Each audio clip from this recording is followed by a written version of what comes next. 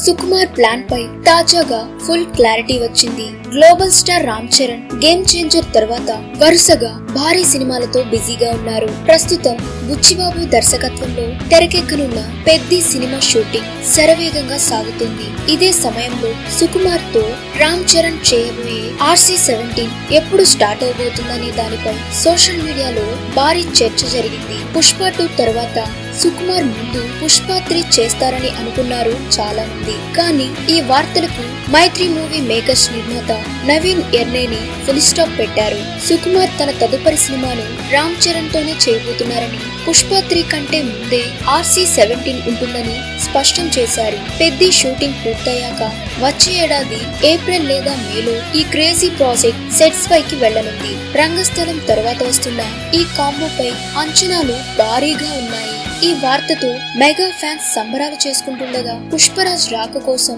Bunny fans ఇంకొంతకాలం wait చేయాల్సింది. మరిన్ని latest updates కోసం వెంటనే మన ఛానల్ ని సబ్స్క్రైబ్ చేసుకోండి.